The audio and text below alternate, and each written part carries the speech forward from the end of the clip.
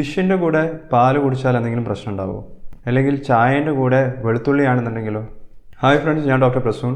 ഇന്നത്തെ വീഡിയോയിൽ വിരുദ്ധാഹാരത്തിനെ കുറിച്ചാണ് ഞാൻ പറയുന്നത്. ചില പ്രത്യേക തരത്തിലുള്ള ഭക്ഷണം മറ്റു ചില ഭക്ഷണത്തിൻ്റെ കൂടെ മിക്സ് ആക്കാൻ പറ്റില്ല. അങ്ങനെ മിക്സ് ചെയ്ത് കഴിഞ്ഞാൽ പലതരത്തിലുള്ള അസുഖങ്ങൾ ഉണ്ടാവാം. ഇത്തരത്തിലുള്ള ഭക്ഷണങ്ങൾ എന്തൊക്കെയാണ്? ആയുർവേദത്തിൽ പറയുന്ന ഇത്തരത്തിലുള്ള വിരുദ്ധാഹാരത്തിനെ കുറിച്ച് ശാസ്ത്രത്തിന് എന്താണ് പറയാനുള്ളത്? നമുക്ക് ഇന്നത്തെ വീഡിയോയിൽ അതൊക്കെ നോക്കാം. So welcome back to Doff foodie. നമുക്ക് തുടങ്ങാം. ആദ്യം നമുക്ക് വിരുദ്ധാഹാരം എന്താണെന്ന് പറയാം. വിരുദ്ധാഹാരം എന്ന് പറയുന്ന കൺസെപ്റ്റ് കൊണ്ടുവന്നത് ആയുർവേദത്തിലാണ്.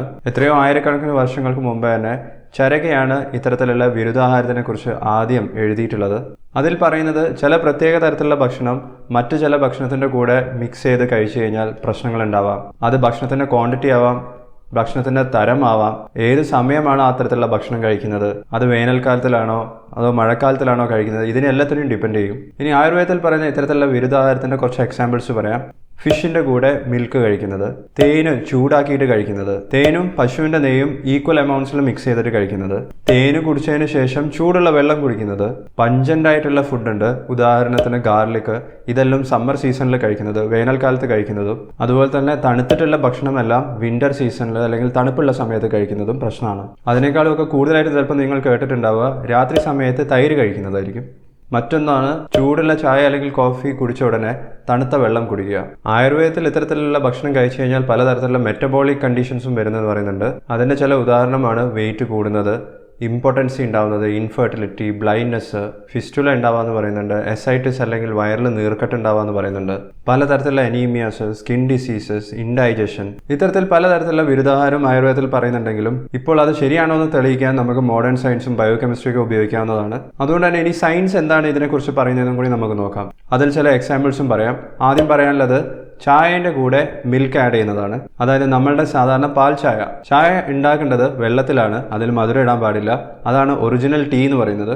പക്ഷേ നമ്മളുടെ നാട്ടിൽ ചായ എന്ന് പറഞ്ഞാൽ അങ്ങനെയല്ല. അതിൽ പാലുണ്ടാവും, അല്ലെങ്കിൽ പാൽ പൊടി ഉണ്ടാവും, മധുരം ഉണ്ടാവും. ഇങ്ങനെ ചായൻ്റെ കൂടെ പാലും കൂടി ആഡ് ചെയ്ത് കഴിഞ്ഞാലുള്ള പ്രശ്നം എന്താണെന്ന് ചോദിച്ചു കഴിഞ്ഞാൽ ചായയിൽ അടങ്ങിയിരിക്കുന്ന പലതരത്തിലുള്ള ബയോ ആക്റ്റീവ് കോമ്പൗണ്ട്സ് ഉണ്ട്, ഫ്ലേവനോയിഡ്സ് എന്ന് പറയും. അതിൻ്റെ ഒരു പ്രധാനപ്പെട്ടുള്ള ഉദാഹരണമാണ് കാറ്റക്കിൻസ് നമ്മുടെ ബോഡിയിൽ എത്തിക്കഴിഞ്ഞാൽ പലതരത്തിലുള്ള ബെനിഫിറ്റ്സ് ഉണ്ട്.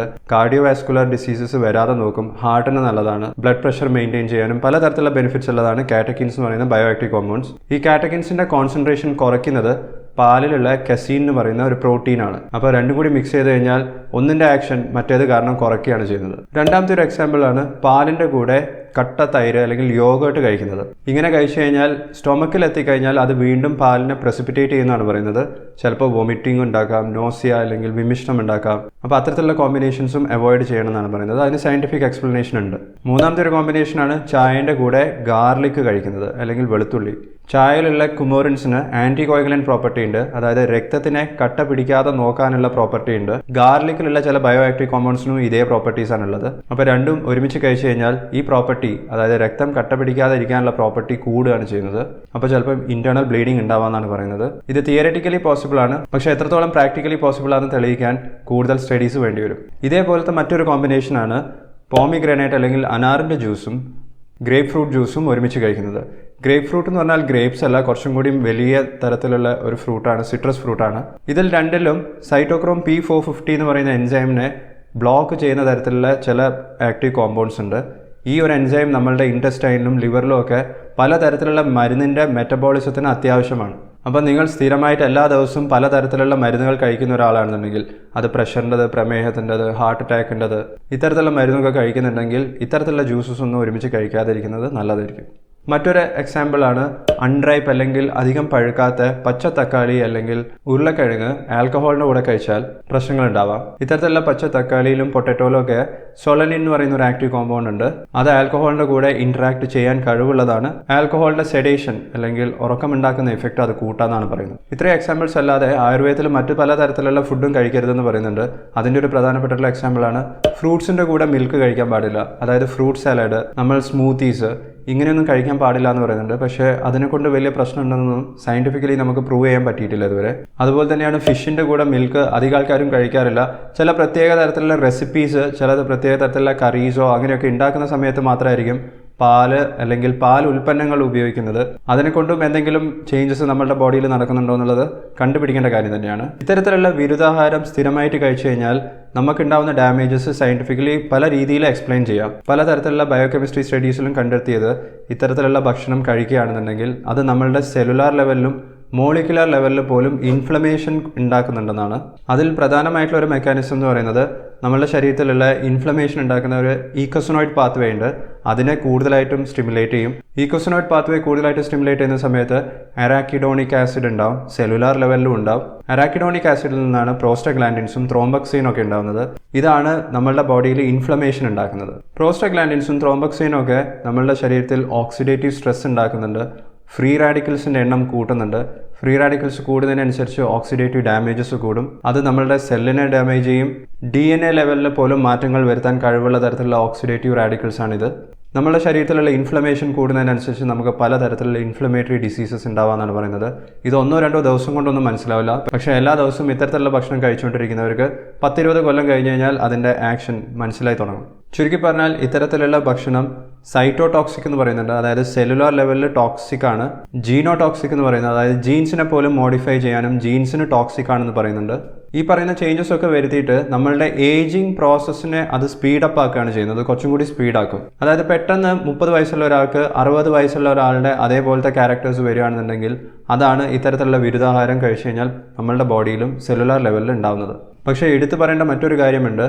പണ്ട് ആയുർവേദത്തിൽ തന്നെ ഓയിൽസ് ചൂടാക്കുന്നത് നല്ലതല്ലെന്നും അത് റീഹീറ്റ് ചെയ്ത് കഴിഞ്ഞാൽ വീണ്ടും വീണ്ടും ചൂടാക്കി കഴിക്കുന്നത് നമ്മളുടെ ബോഡിക്ക് പലതരത്തിലുള്ള ഡാമേജസ് ഉണ്ടാക്കുന്നുള്ള കാര്യം ആയിരക്കണക്കിന് വർഷങ്ങൾക്ക് മുമ്പേ തന്നെ കണ്ടുപിടിച്ചിട്ടുണ്ടായിരുന്നു.